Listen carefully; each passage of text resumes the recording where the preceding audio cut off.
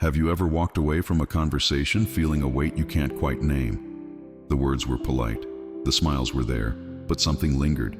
A subtle sting, a cold glance, a silence that spoke louder than words. These aren't accidents. They're signals, quiet but sharp, that someone may harbor resentment toward you, hidden beneath a mask of kindness. On the Zenlight 8 channel, we're diving deep into the Stoic wisdom that helps you see through these veiled signs, not to fuel anger, but to reclaim your peace with clarity and strength. In this video, we'll uncover 12 subtle ways hidden hostility shows up in your life through silence, sarcasm, or exclusion, and give you practical tools to protect your inner calm in today's chaotic world. Stay with me until the end, because by the time we're done, you'll have a Stoic roadmap to spot these behaviors, set boundaries, and build relationships that lift you up, not pull you down. If you're ready to see clearly and live boldly, let's begin. Picture this. You're sharing a piece of your heart, a dream you've been chasing, a goal you've poured your soul into. Maybe a small win like landing a new client after weeks of 12-hour days. You're not asking for a parade, just a moment of connection, a nod of acknowledgement. But instead, the person across from you cuts you off mid-sentence, changes the subject with a casual shrug, or worse, tosses out a backhanded comment that lands like a paper cut. Small, but it stings. At first you brush it off. Maybe they're distracted, you tell yourself. Maybe they didn't mean it. But then it happens again and again. A forgotten promise, a dismissed idea, a boundary ignored like it was never set. These aren't slips, they're choices. And those choices carry a weight that settles deep in your chest, whispering a question you shouldn't have to ask. Do I even matter to them? This is subtle disrespect, the kind of hidden hostility that doesn't shout but seeps into your life like a slow leak in a tire. It's not the raised voice or the slammed door that marks it. It's the quiet chill of being made to feel small, the polite smile that feels more like a mask than a gesture of warmth. The Stoics, those ancient masters of clarity, saw through this kind of behavior with razor-sharp precision. Marcus Aurelius, sitting in his tent under the stars, wrote that we are not wounded by others' actions but by how we choose to interpret them. Yet he also knew that seeing people as they are, not as we wish them to be, is the first step to inner peace. When someone repeatedly interrupts your story, forgets your boundaries, or treats your presence like background noise, they're not just being careless. They're sending a message. Your voice, your space, your worth doesn't register on their radar. Let's make this real. Imagine you're at a team meeting, pitching an idea you've spent weeks refining. You're halfway through when a colleague cuts in, not to build on your point, but to pivot to their own agenda as if your words were just static. Later, they forget to include you in a key email chain, or they credit your idea to someone else with a casual laugh.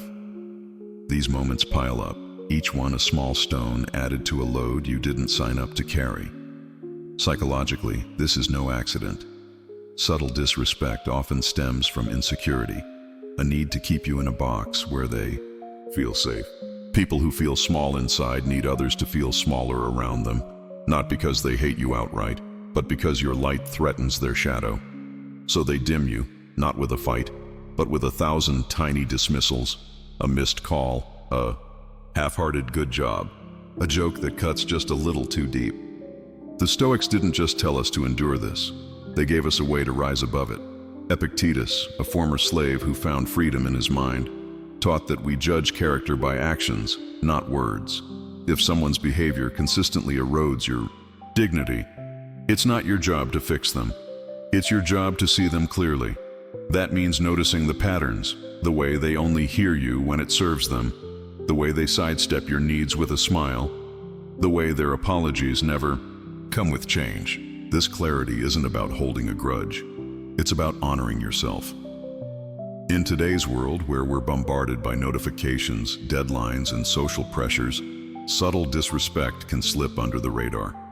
You might feel it at work, when your boss glosses over your contributions, or at home, when a family member brushes off your feelings as no big deal. It's tempting to stay quiet, to avoid rocking the boat, but every time you let it slide, you hand over a piece of your peace. So how do you apply this Stoic wisdom right now? Start with observation. For 1 week, keep a mental note, or better yet, jot it down in a journal. Every time someone's actions make you feel less than. Maybe it's a friend who always forgets to invite you to group plans, or a coworker who interrupts you. In every meeting, don't react yet. Just watch. Patterns reveal truth.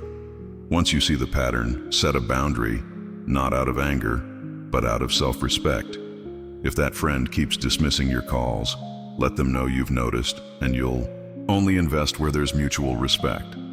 If that coworker keeps cutting you off, politely but firmly ask to finish your thought. These small acts aren't about confrontation, they're about reclaiming your space. And if the pattern persists, you have permission to walk away. Not with drama, but with the quiet strength of someone who knows their worth isn't up for debate. This isn't just philosophy, it's survival in a world that can chip away at your confidence if you let it. Subtle disrespect thrives in the shadows of doubt, but Stoic clarity is your light. You don't need to shout to be heard. You don't need to shrink to be loved. You just need to stand firm in the truth of who you are. So the next time someone tries to dim your voice with a casual dismissal or a calculated silence, don't question yourself. Question their behavior. And then, with the calm resolve of a Stoic, protect your peace like it's the most precious thing you own, because it is. Let's keep this journey going. Up next, we'll dive into how manipulation can disguise itself as care, hiding in plain sight with a smile that feels more like a snare. Stay with me. There's a kind of betrayal that doesn't come with a raised voice or a pointed finger. It arrives softly, wrapped in words that sound like love, delivered with a concern that feels warm at first, but leaves you colder than you started.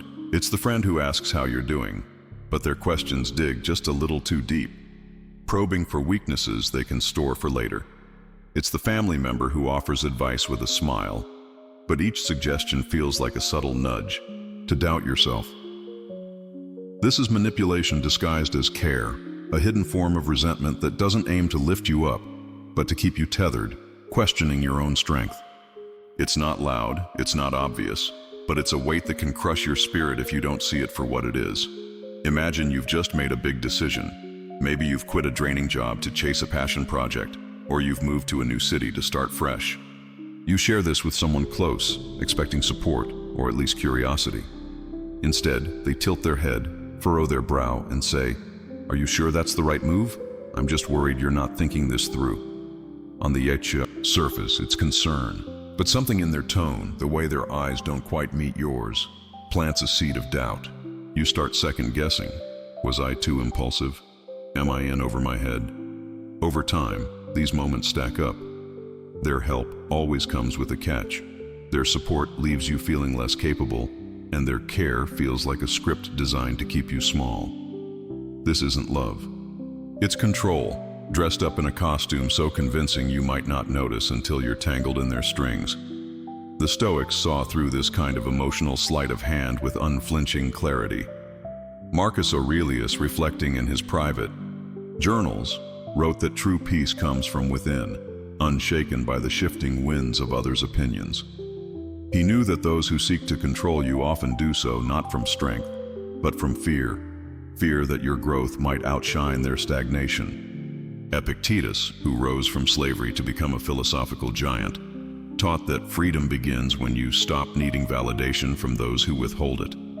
When someone uses your openness as a tool to steer you, they're not caring for you.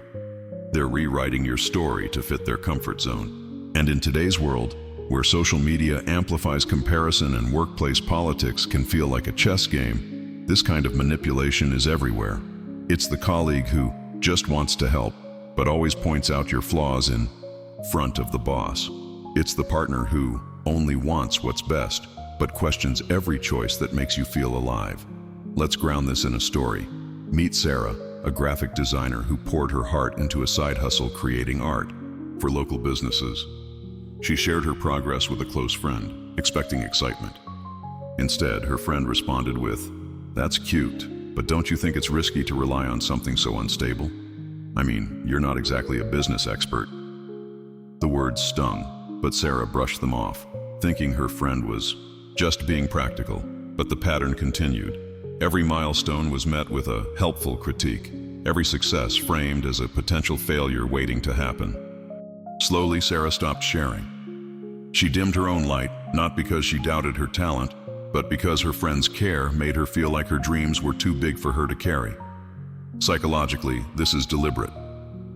Manipulators thrive on ambiguity, hiding their control behind concern so you question yourself instead of them. They want you to need their approval, because as long as you're seeking it, they hold the reins. But the Stoic path offers a way out, not through anger or confrontation, but through clarity and courage. Step 1. Observe without judgment. For the next week, pay attention to how you feel after interacting with certain people. Do their words lift you up or leave you doubting? Do their questions spark curiosity or sow insecurity? Write it down, maybe, in a notebook you keep by your bed or a note on your phone. Step 2. Name the pattern. If someone's care consistently makes you feel less capable, call it what it is: manipulation. Step 3. Set a boundary. This doesn't mean a shouting match. It means calmly stating your truth. Tell that colleague, "I appreciate your input, but I'm confident in my approach." Tell that partner, "I value your perspective, but I need you to support my choices, not question them." And if they push back, if their concern turns to defensiveness, that's your signal. You don't need to prove your worth to someone who's invested in keeping you small. In 2025, when we're navigating hybrid work environments, endless notifications, and the pressure to perform for likes and followers, this Stoic practice is more vital than ever. Manipulation disguised as care can show up in a manager who mentors you by pointing out every mistake, or a friend who checks in only to remind you of your past failures. But you have the power to break free. Start small. Say no to one request that feels like a trap. Skip that coffee date with someone who always leaves you drained. Unfollow that social media contact whose advice feels like a subtle dig. Each act of refusal is an act of reclamation, a step toward a life where your peace doesn't depend on someone else's script. This is what the Stoics meant by living according to nature, your truth, your strength. You don't need to burn bridges or wage wars.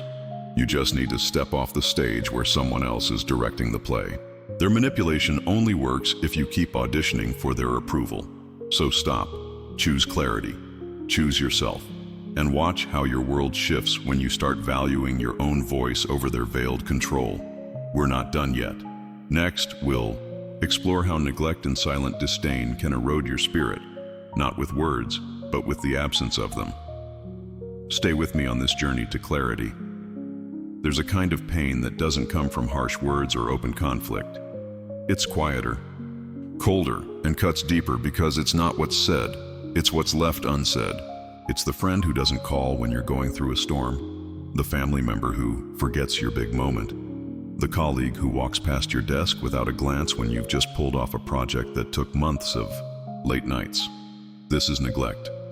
A silent disdain that doesn't announce itself but leaves a mark you feel long after the moment passes. It's not the loud argument that breaks you, it's the absence of care, the empty space where support should have been, that slowly erodes your sense of worth. And the worst part? It's so subtle you might convince yourself it's nothing, until one day you realize you've been carrying a weight you never deserved. Let's bring this to life with a story. Meet Alex, a guy who always showed up for his friends. Birthdays, breakups, late-night crises. Alex was there, no questions asked, with a listening ear or a helping hand.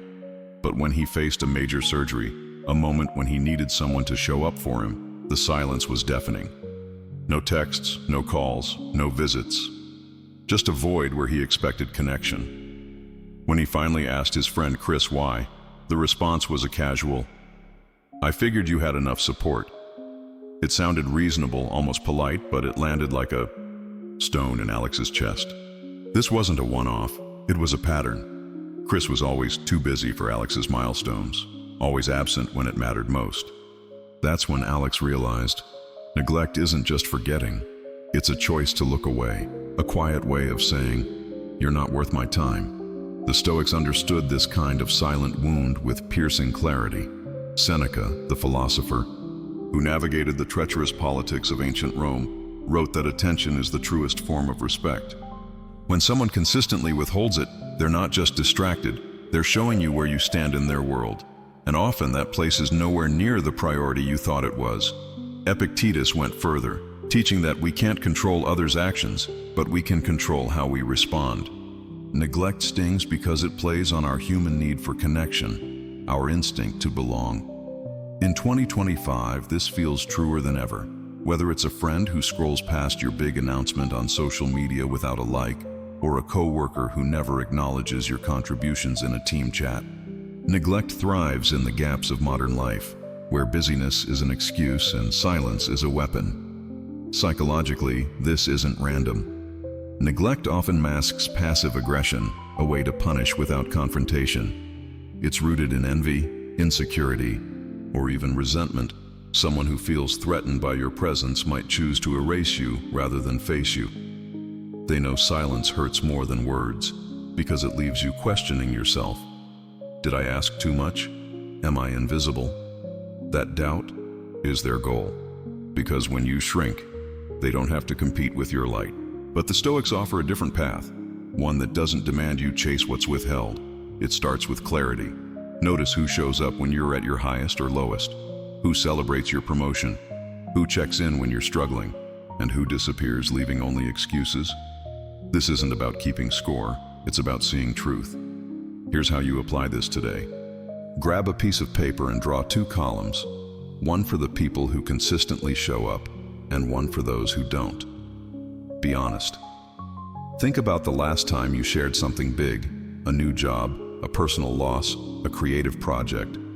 Who responded with warmth, and who left you with silence? Now, focus your energy on the first column. Text that friend who always cheers you on. Thank that coworker who never forgets to give you credit. And for those in the second column, you don't need to cut them out with drama. Just give them less of your heart. Stop chasing their attention, because a bond you have to beg for is already broken. In a world where we're juggling Zoom calls, deadlines, and endless notifications, it's easy to excuse neglect as busyness. But real connection isn't about grand gestures. It's about small, consistent acts of care. A quick text, a genuine "how are you?" a moment of presence. When those are missing, it's not your job to fill the gap. It's your job to protect your peace. This Stoic practice isn't about shutting people out. It's about opening space for those who value you. Try this.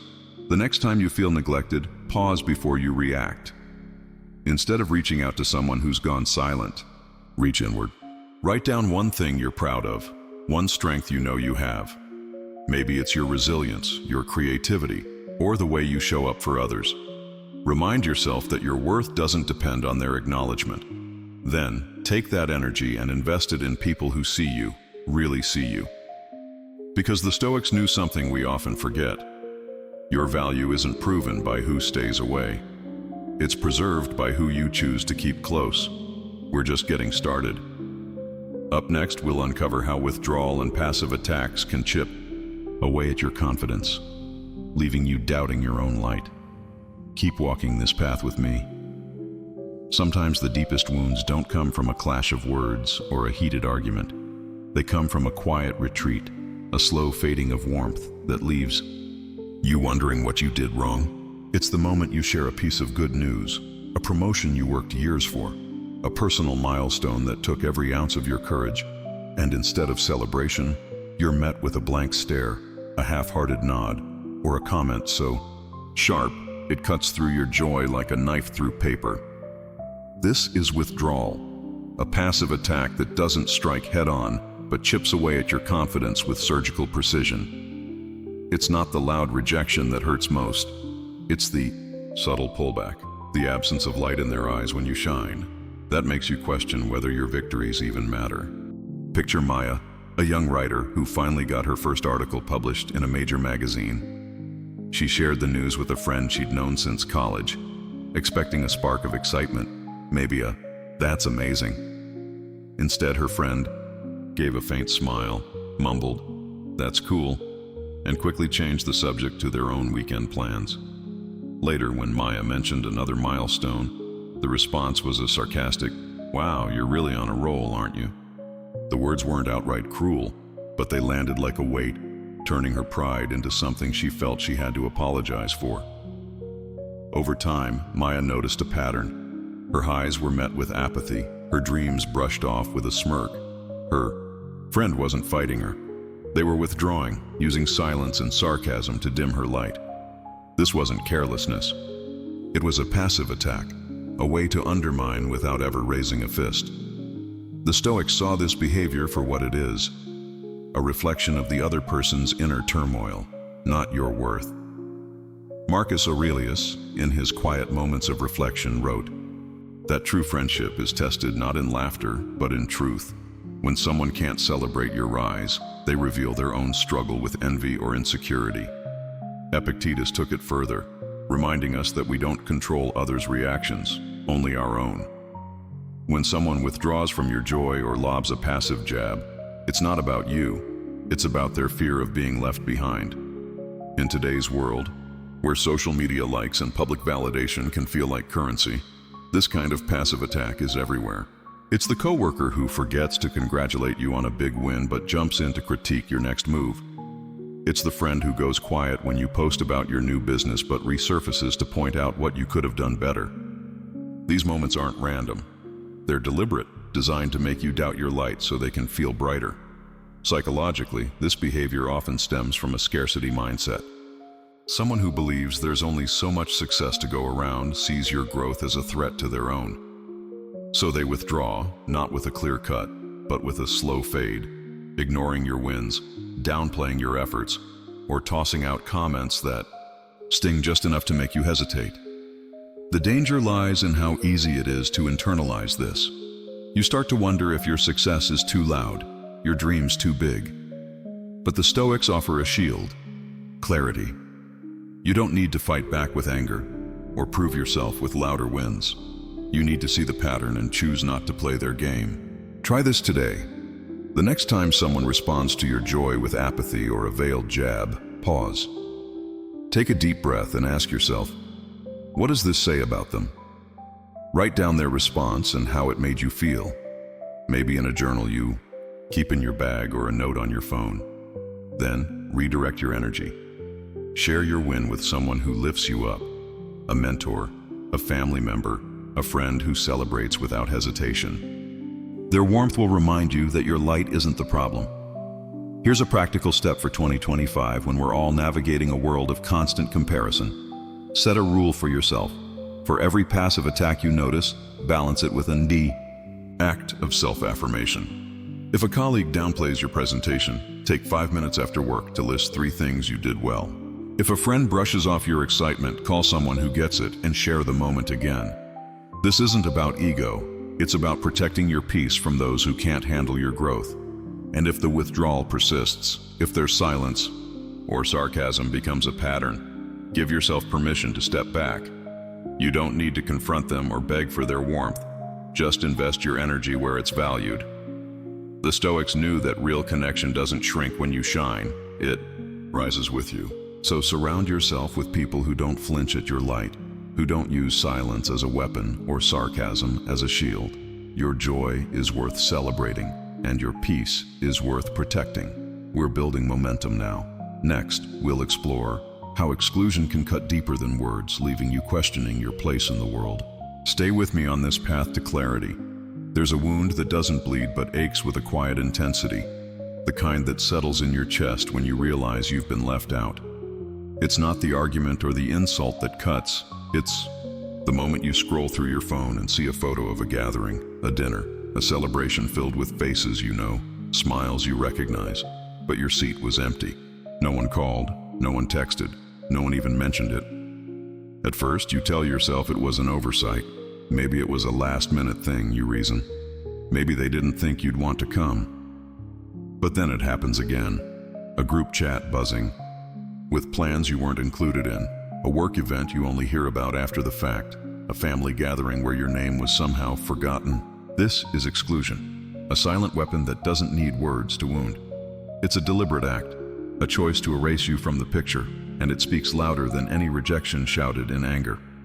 Let's paint a picture. Meet James, a guy who thought he had a tight-knit group of friends from his old neighborhood. They'd shared countless memories, late-night talks, road trips, moments of raw honesty. But one day, James opened Instagram and saw a group photo from a barbecue, everyone laughing. Under string lights, clinking glasses, his heart sank. He wasn't there, wasn't invited, wasn't even told. When he asked a friend about it, the response was a breezy, "Oh, it was just a small thing, no big deal." But it was a big deal to James. It wasn't just one missed invite. It was a pattern. The group plans he heard about after the fact. The inside jokes he wasn't part of. The moments he was left out of without explanation. Each exclusion was a quiet message. You don't belong here anymore. And that message didn't just sting. It shook the foundation of who he thought he was. The Stoics understood this pain with a clarity that still resonates.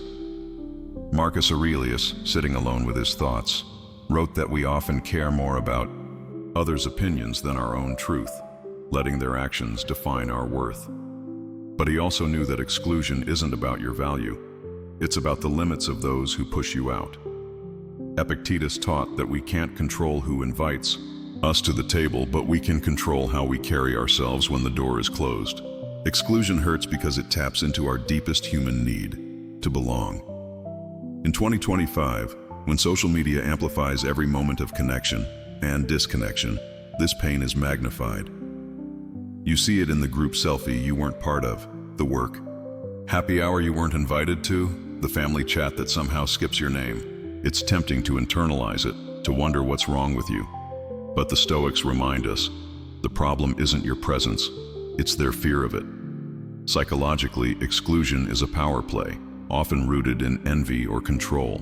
People who feel threatened by your energy, your ideas, your confidence, your growth, might choose to sideline you rather than face their own insecurities. They know that leaving you out sends a message without them ever having to say it. And the worst part? It works. It makes you question your place, your worth, your right to take up space. But here's where Stoic wisdom flips the script. You don't need to beg for a seat at a table that doesn't value you. You don't need to prove you belong. Your worth isn't measured by who includes you.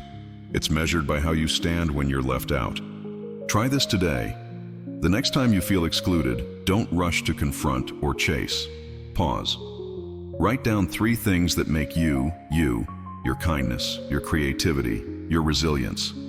Then reach out to one person who sees you, who values you, and share something real with them. That small act of connection will remind you that your place isn't defined by those who shut you out. Here's a practical tool for today's world. Keep a circle of light list. 5 people who lift you up, who celebrate your wins, who show up when it counts. Maybe it's a mentor who always asks about your goals, a friend who texts just to check in, a coworker who cheers your ideas. Focus your energy there. And when exclusion stings, don't let it pull you into self-doubt. Instead, use it as a signal to build your own table. Invite people who see your worth.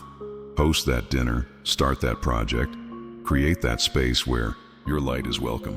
In a world of Zoom meetings and filtered Instagram lives, it's easy to feel like belonging is out of your control. But the Stoics knew better. You create belonging by choosing who you let in, not by waiting for permission to exist. This is your power. Exclusion may feel like a wound now, but it's also a window, a chance to realign with people who don't make you fight for your place. So let those who push you out fade into the background.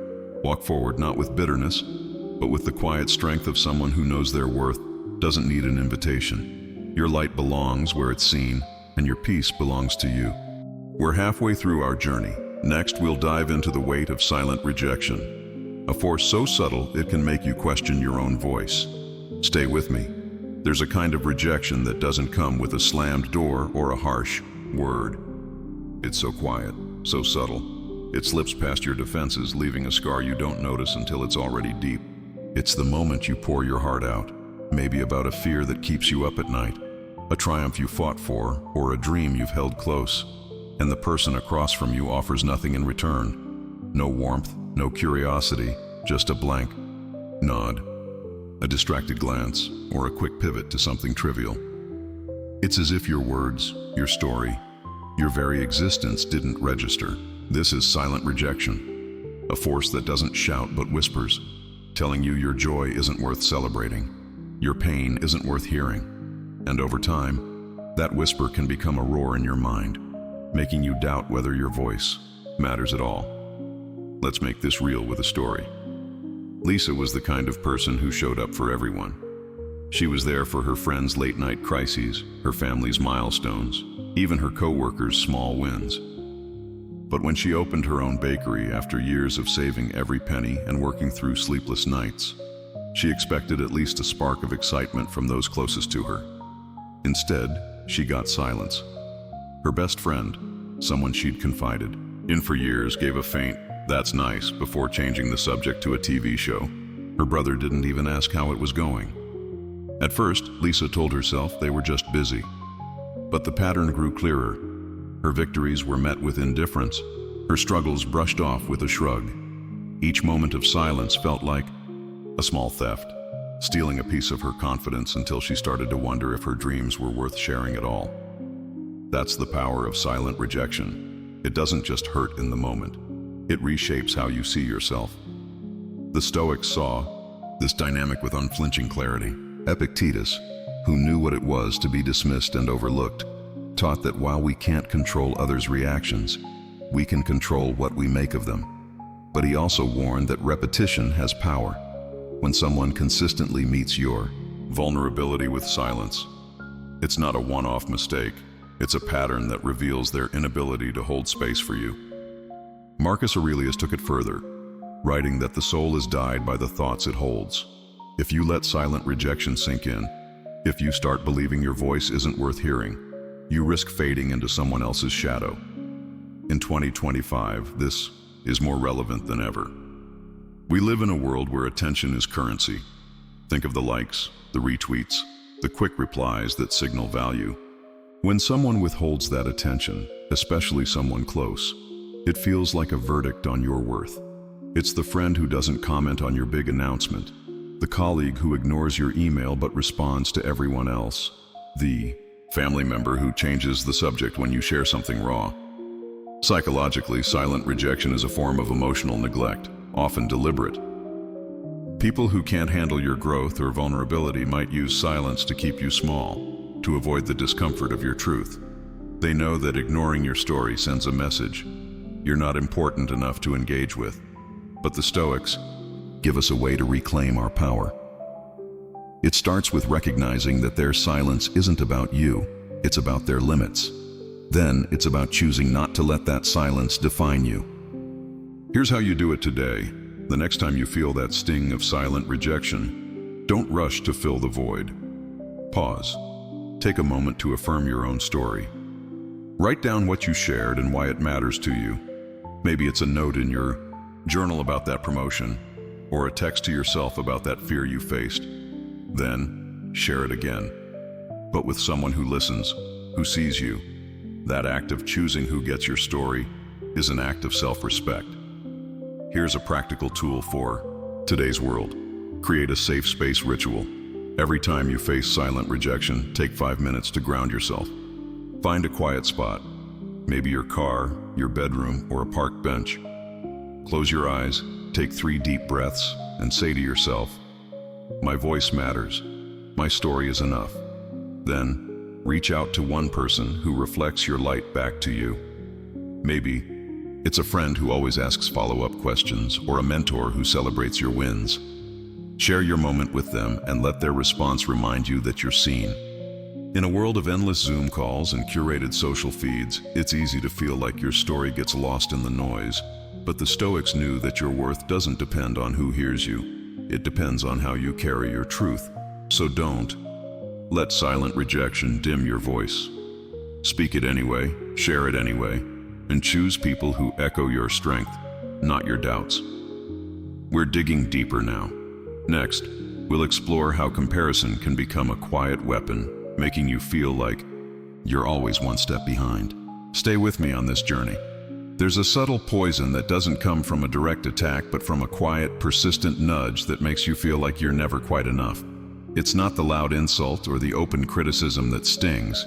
It's the offhand remark, the casual comparison that slips into conversation like a splinter under your skin. You share a small victory. Maybe you ran your first 5K after months of training, or you finally launched that podcast you've been dreaming about. And instead of celebration, you get a nod followed by, "That's great. But did you hear about so-and-so? They just ran a marathon." Or, "Nice start, but my cousin's podcast already has 10,000 downloads." These aren't compliments to others. They're quiet messages that your efforts fall short, that someone else is always a step ahead. This is the comparison game, a hidden form of resentment that doesn't aim to inspire but to diminish, making you feel like your light is never quite bright enough. Let's ground this in a story. Meet Emma, a teacher who poured her heart into creating a new after-school program for her students. She was proud. Weeks of planning, late nights writing proposals, and countless meetings had paid off. When she shared the news with a colleague, she expected a high five or at least a smile.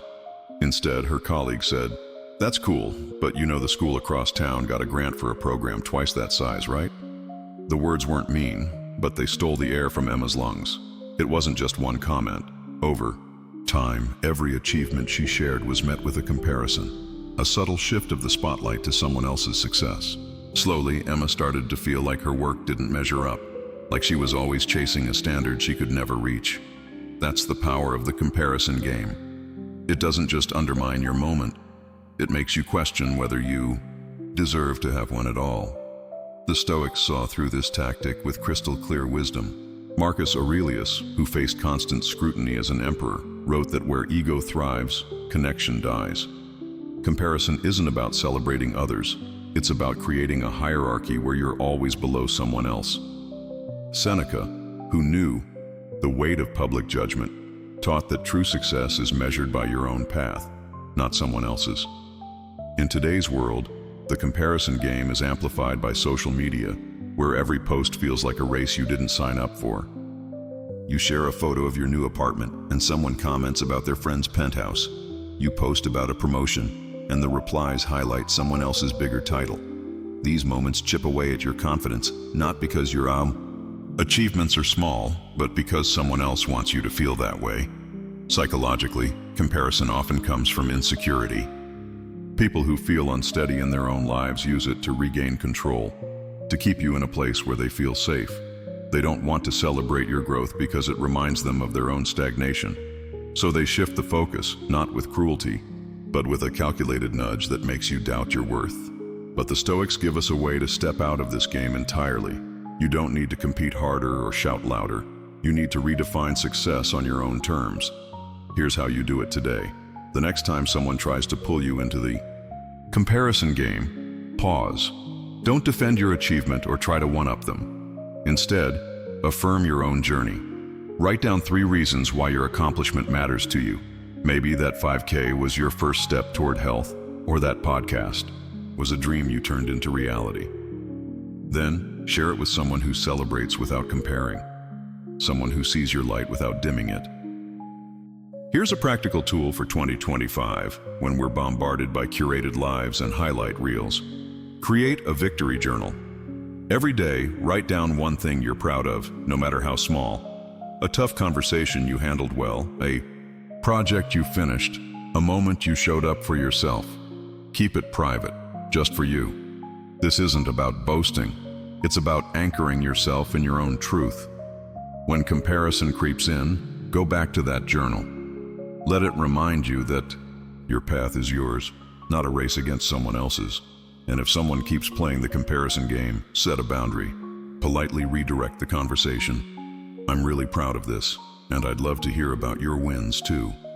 If they can't meet you there, invest your energy elsewhere. The Stoics knew that your worth isn't a competition, it's a truth you carry within. So stop running someone else's race. Walk your own path, with your own pace, and let your victories shine, no matter who tries to cast a shadow. We're getting closer to the core of this journey. Next, we'll uncover how some people use your insecurities as weapons, turning your vulnerabilities into their power. Stay with me. There's a subtle poison that doesn't come from a direct attack, but from a quiet, persistent nudge that makes you feel like you're never quite enough.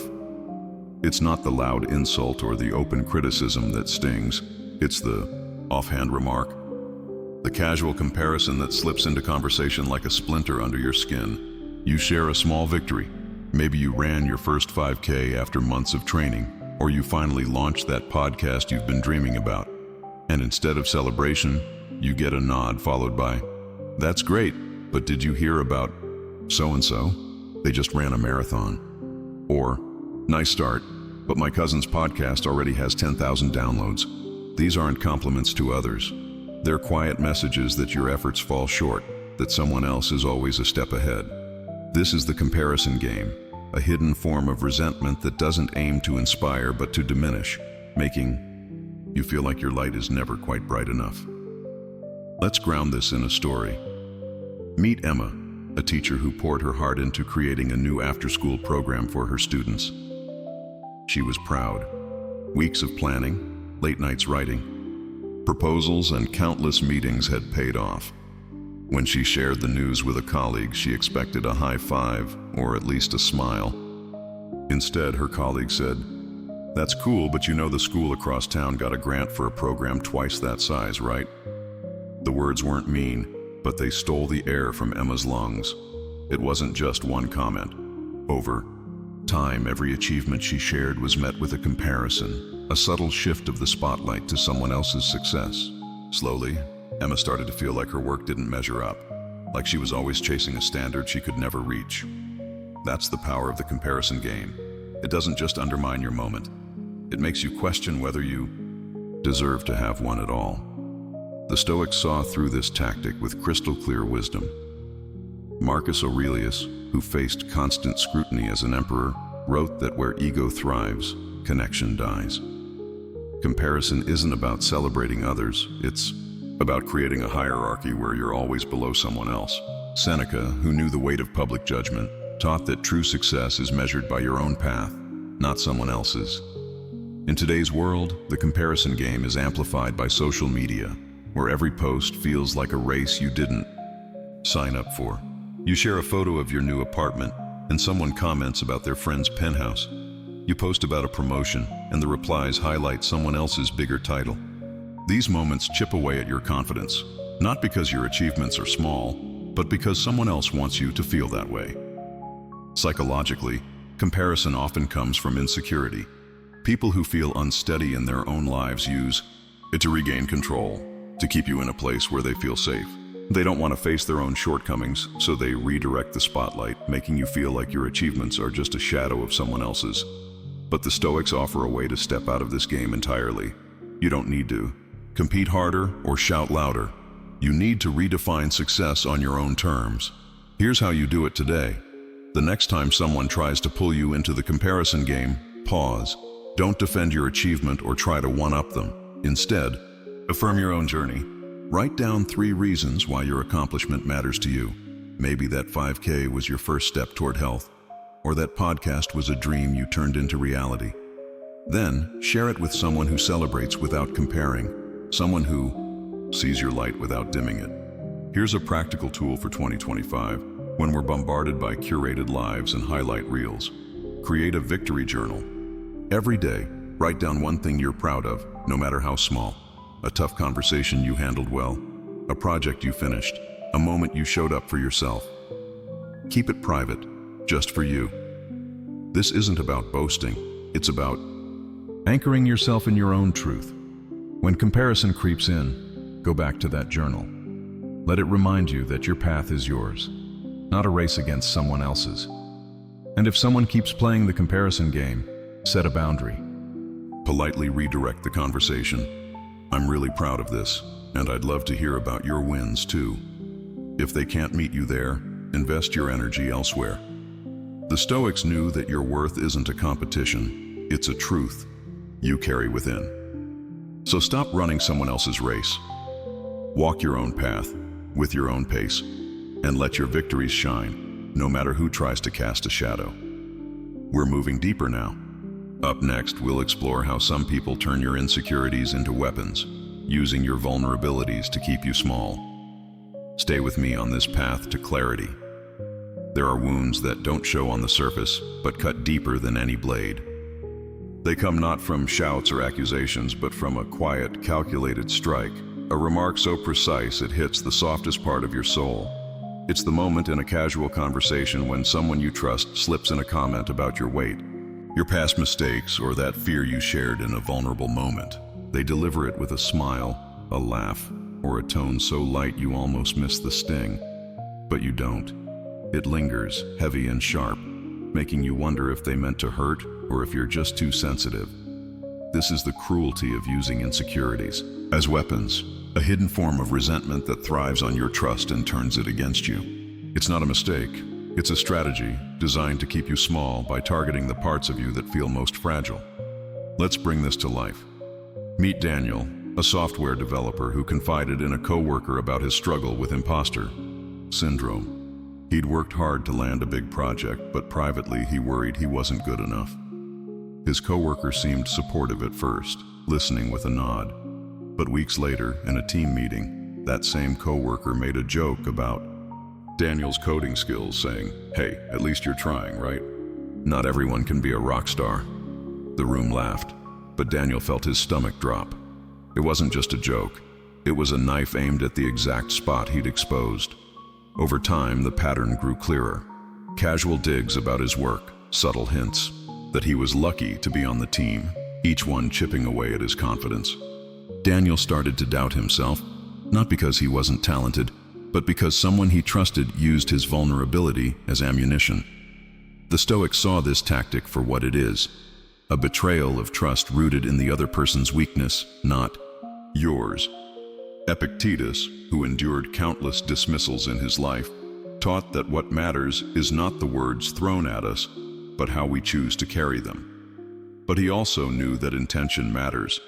When someone repeatedly targets your insecurities, it's not an accident, it's a choice. Marcus Aurelius wrote that people act according to their own nature, and those who weaponize your vulnerabilities are often acting from their own fear. Fear of your growth, your strength, your ability to outshine them. In today's world, this is all too common. It's the friend who, jokingly, brings up your single status at every gathering, the family member who reminds you of a past failure when you share a new goal, the colleague who hints at your inexperience in front of the boss. These aren't random comments. They're calculated, designed to make you question yourself so they can feel secure. Psychologically, this behavior thrives on power dynamics. People who feel small inside often find strength in diminishing others, especially when they can hide behind humor or concern. They know your insecurities because you trusted them, and they use that trust to keep you in check. The danger is how easily it works. You start to believe the problem is you, not them. But the Stoics offer a way to disarm this weapon: clarity and courage. You don't need to fight fire with fire or prove you're unbreakable. You need to see the pattern and refuse to let it define you. Here's how you do it today. The next time someone targets your insecurity, pause before you react.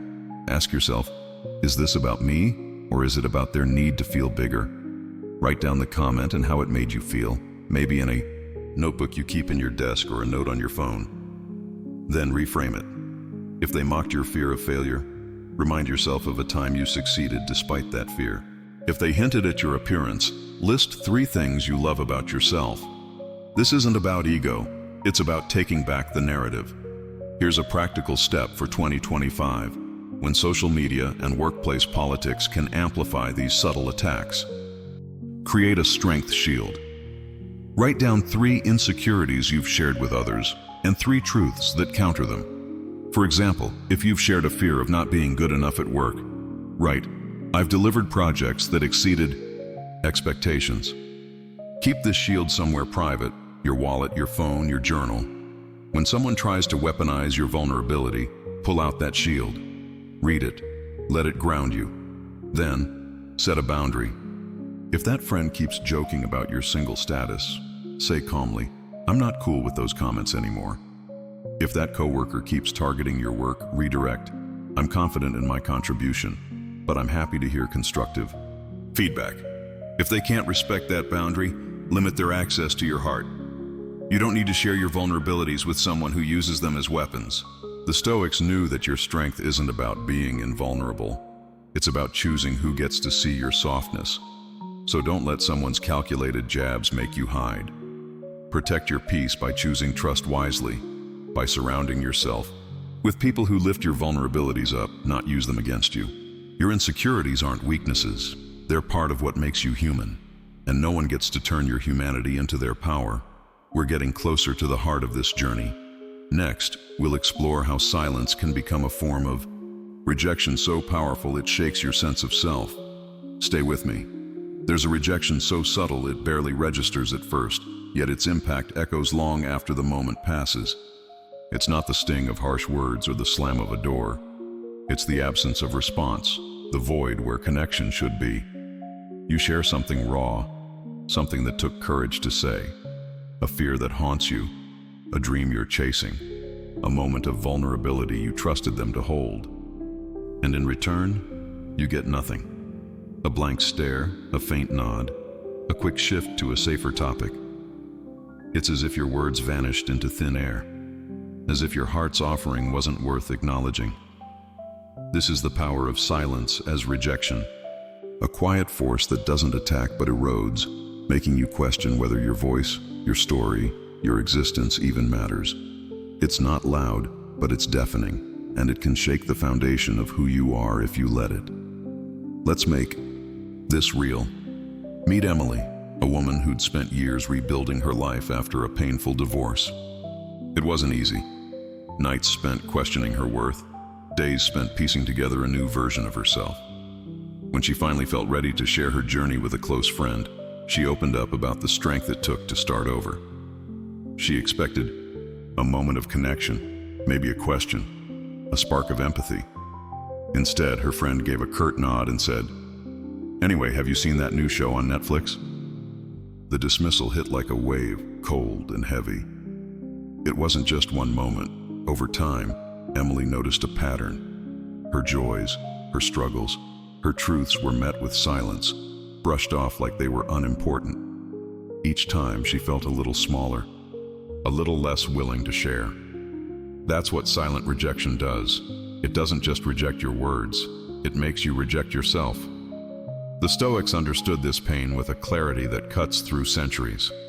Marcus Aurelius, reflecting under the weight of an empire, wrote that we are not wounded by others' actions, but by the meaning we assign to them. Yet he also knew that silence, when deliberate, is a choice to withhold the respect you deserve. Epictetus, who faced rejection in its rawest forms, taught that freedom comes from not needing others to validate your worth.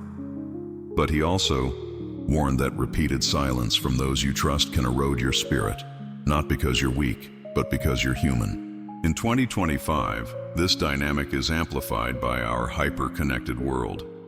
Silence stands out in a sea of notifications, a friend who doesn't react to your post, a colleague who ignores your message in a group chat, a family member who changes the subject when you share something deep.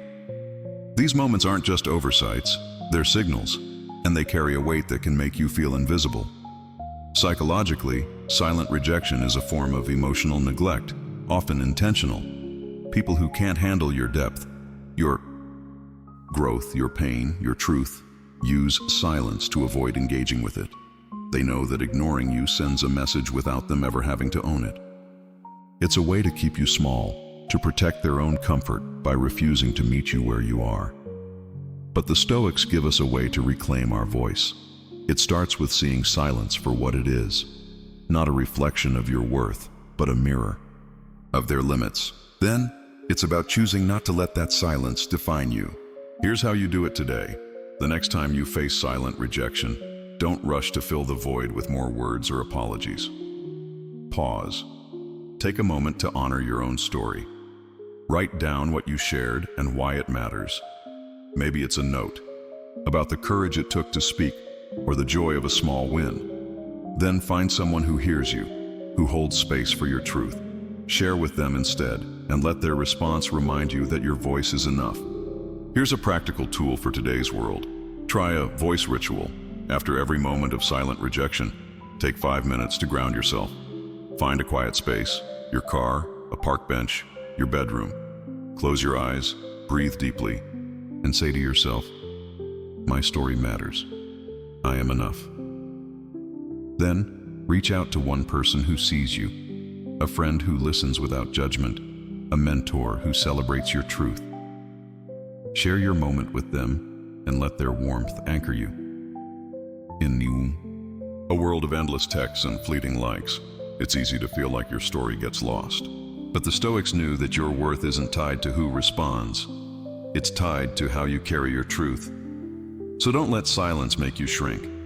Speak anyway, share anyway, and choose people who echo your strength, not your doubts. Your voice is a light, and no one's silence can dim it unless you let it. We're nearing the end of our journey. Next, we'll explore how repeated wounds can erode your spirit, not with one blow, but with 1,000 small cuts. Stay with me. It's rarely a single betrayal that breaks you. It's the slow, steady drip of small hurts, each one so minor you might dismiss it, but together they carve deep grooves in your spirit.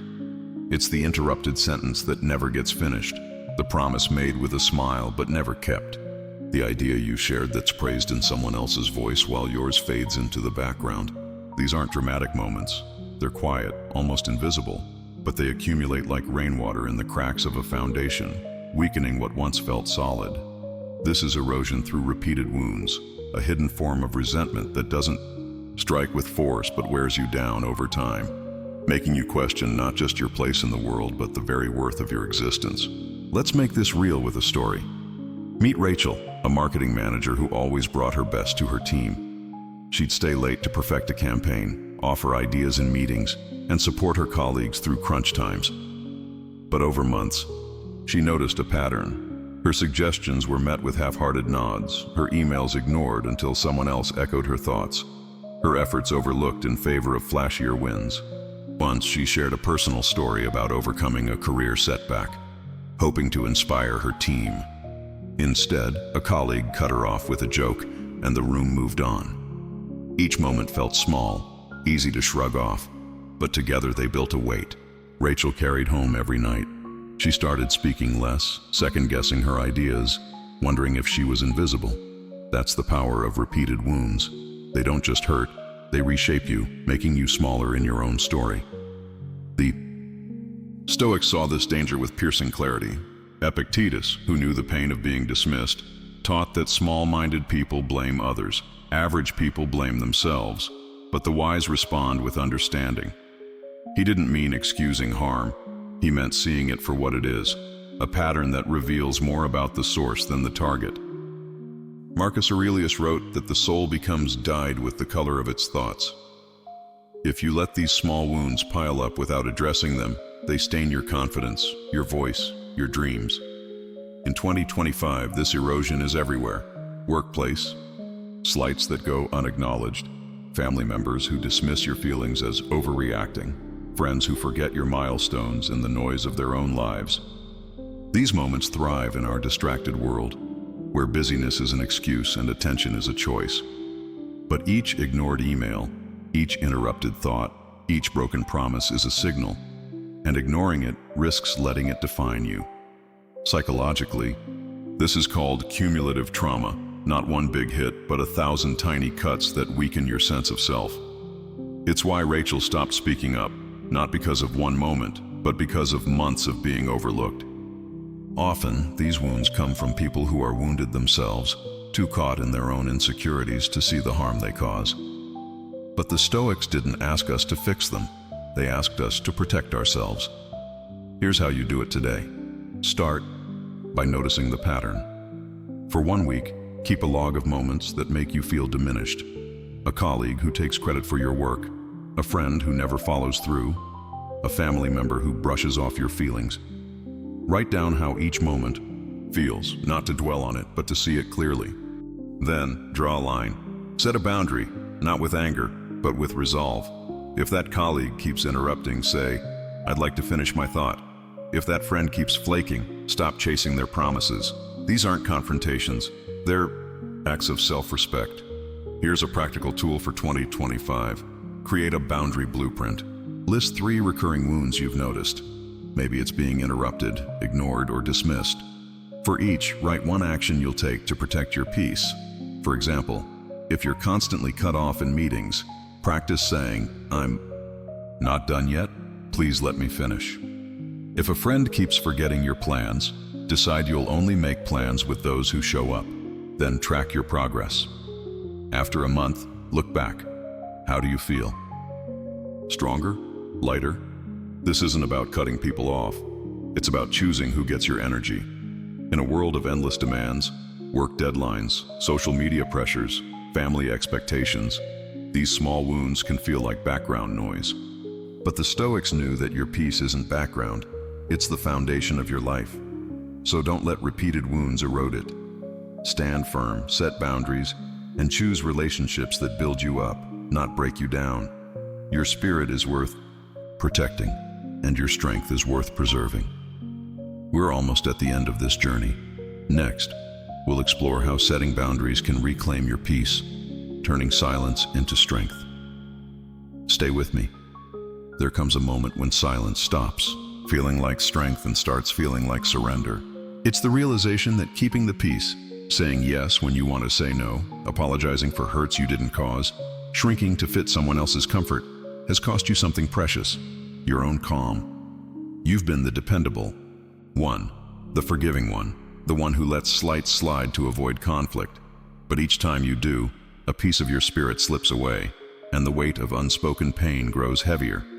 This is where boundaries come in, not as walls built in anger, but as doors you choose to close to protect your peace. Reclaiming your peace with boundaries isn't about pushing people away. It's about pulling yourself back to center, about choosing clarity over chaos and self-respect over sacrifice.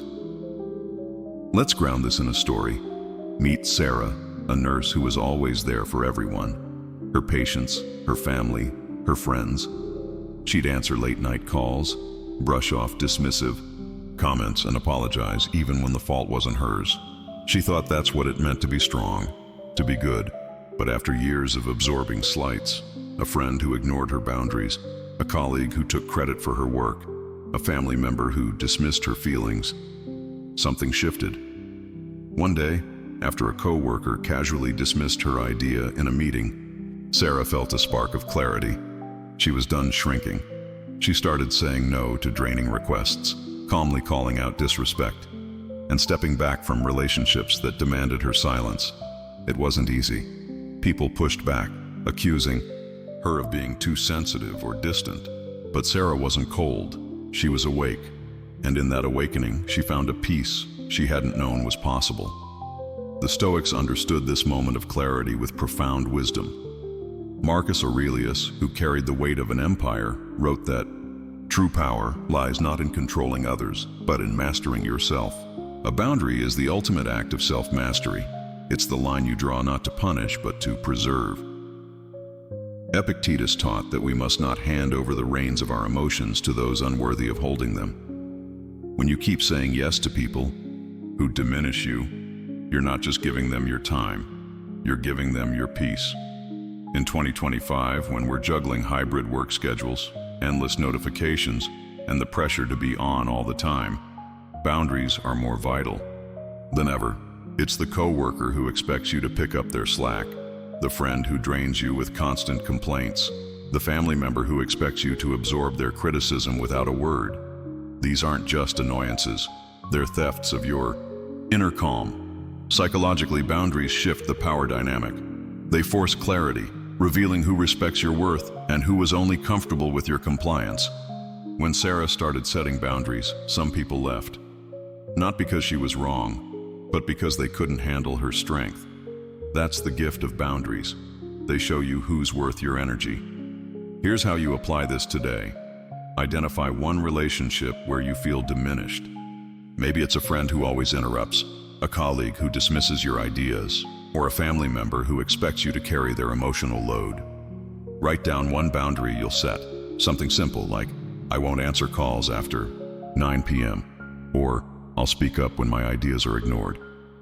Practice it for a week. Say it calmly, firmly, without apology. Notice how it feels. Notice who respects it and who resists. That resistance isn't a sign you're wrong. It's a sign you're reclaiming your power. Here's a practical tool for 2025. Create a peace plan. List 3 boundaries you want to set. 1 for work, 1 for friendships, 1 for family. For each, write a sentence you'll use to enforce it. For example, at work, I appreciate your input, but I need to focus on my priorities now. With friends, I value our time, but I can't take on extra plans this week. With family, I'm happy to talk, but I won't engage in conversations that feel disrespectful. Keep this plan somewhere visible: your desk, your phone, your mirror. Check in after a month. How has your peace grown? How have your relationships shifted? This isn't about cutting people out. It's about creating space for connections that honor you. The Stoics knew that peace isn't something you find. It's something you build, brick by brick, boundary by boundary. So don't wait for permission to protect it. Draw your line, stand firm, and watch how your world changes when you choose yourself. We're at the final step of this journey. Next, we'll explore how to build true connections with the clarity and strength you've gained. Stay with me. There's a moment in life when you realize that connection isn't about how many people surround you. It's about who sees you, truly sees you, and chooses to stay. It's not the loud laughter or the crowded room that defines a bond. It's the quiet presence, the steady support, the mutual respect that grows when 2 souls meet without pretense or agenda. After all the subtle slights, the silent rejections, the small wounds we've explored, this is the turning point. Building true connections with the awareness that you deserve relationships that lift you up, not pull you down. This isn't about chasing more friends or louder applause. It's about cultivating bonds that honor your worth, rooted in the Stoic clarity that lets you see people for who they are and choose those who reflect your light. Let's bring this to life with a story. Meet James, a graphic designer who spent years pouring energy into friendships that left him drained. He'd show up for late-night calls, celebrate others' wins, and forgive the slights, the ignored texts, the sarcastic jabs, the moments of exclusion. He thought loyalty meant enduring, that love meant staying no matter what. But after too many conversations that left him feeling unseen, James paused. He started noticing patterns. The friends who only reached out when they needed something, the colleagues who praised him only when it served them, the family members who dismissed his dreams with a shrug. Instead of chasing those connections, he stepped back. He began investing in people who showed up. His mentor who asked about his goals, his sister who celebrated his small wins, his co-worker who listened without judgment. With each choice, James felt lighter, stronger, more himself. He wasn't cutting people out. He was building a life where his light could shine. The Stoics understood this shift with profound wisdom. Marcus Aurelius, who navigated a world of flattery and betrayal, wrote that the soul becomes dyed with the color of its thoughts. If you surround yourself with people who dim your spirit through silence, comparison, or neglect, your inner world will reflect that shadow. But if you choose connections that honor your truth, your soul will glow with their light. Epictetus taught that freedom comes from releasing the need for validation from those who can't give it. In 2025, this is more critical than ever. We live in a world of surface-level connections, likes, follows, and group chats that can feel like intimacy, but often lack depth. True connection isn't measured by how many notifications you get. It's measured by who shows up when you're at your highest or lowest, who listens when you speak, who celebrates your growth without envy.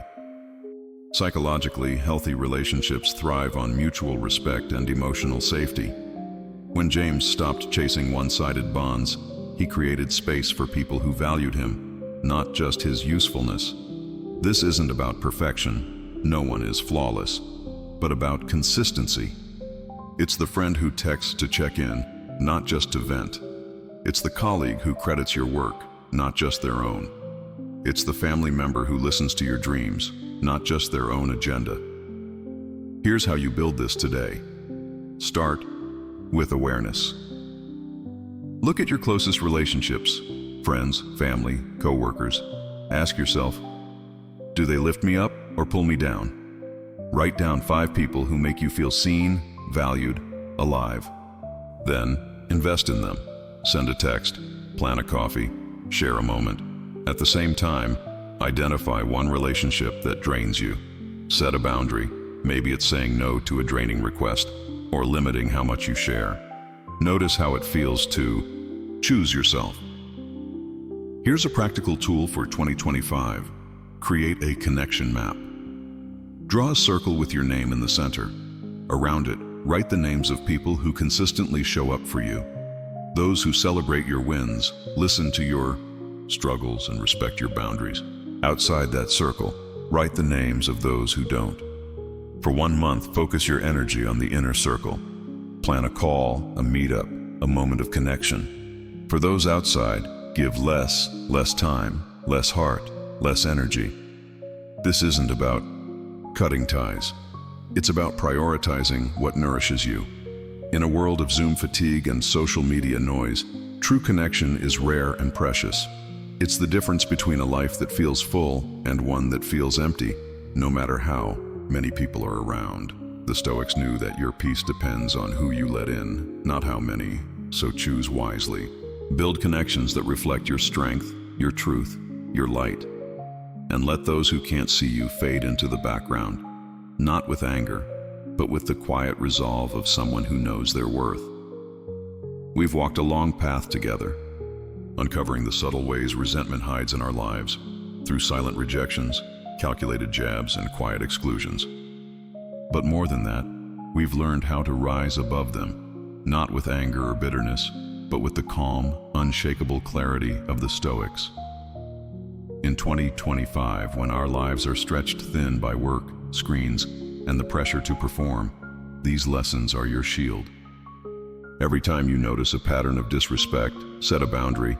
Every time you feel diminished, affirm your own worth. Every time you're left out, build your own table. This isn't just philosophy, it's a way to live with strength in a world that can feel chaotic and unkind. Start small. Today, write down one boundary you'll set, one person you'll invest in, one moment you'll claim for yourself. These small acts are the bricks of a life built on peace, not permission. Your light is yours to protect and your story is yours to tell. So tell it boldly, love it fiercely, and surround yourself with those who do the same. If this journey resonated with you, hit that subscribe button on Zenlight 8 and join our community of seekers chasing clarity and strength. Drop "I see clearly" in the comments below and share a moment when you reclaimed your peace.